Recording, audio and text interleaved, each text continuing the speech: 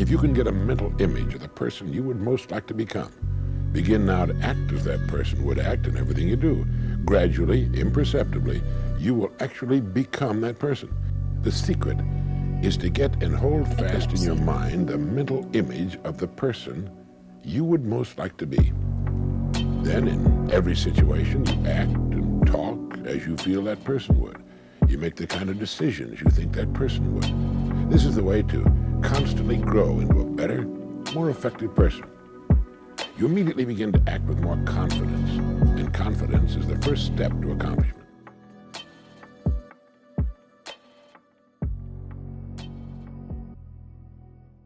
A person cannot be afraid of the dark. A person can't be afraid of what's in the dark. A person can't even be afraid of what they think is in the dark, because no one can even see in the dark to begin with. You can only think, and what you think is what it is. You see, the mind is the Kickstarter of everything. Nothing can come out from you without your mind's approval. It's the commander of your entirety and the driver of your body. Think about it really. You will only feel hungry when you think you're hungry. Whatever happens to the body can't stop you completely.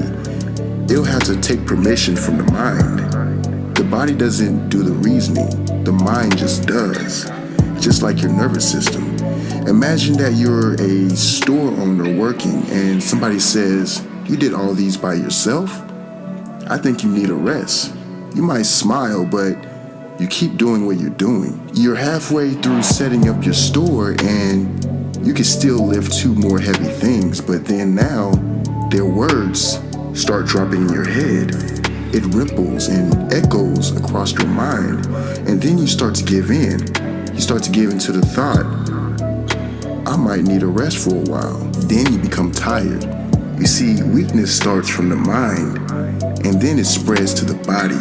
But your mind can only become weak when you permit weak thoughts in it. One reason is because of the placebo effect.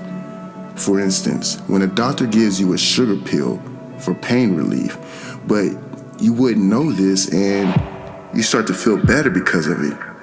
Interesting as most times, the medication is just a substance while the mind is the drug. The placebo effect works well because of the expectations you hold in your mind.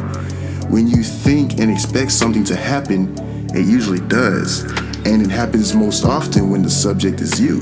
Also because of the Pygmalion effect. This occurs when the high expectations lead to improved performance in a given area. You've probably heard the saying, "Aim for the stars so that when you fall, you will land for the moon." Even though gravity doesn't work this way, but the point is clear. Aiming higher than the required mark yields better performance. It's why you'll feel the most struggle at the last rep while exercising.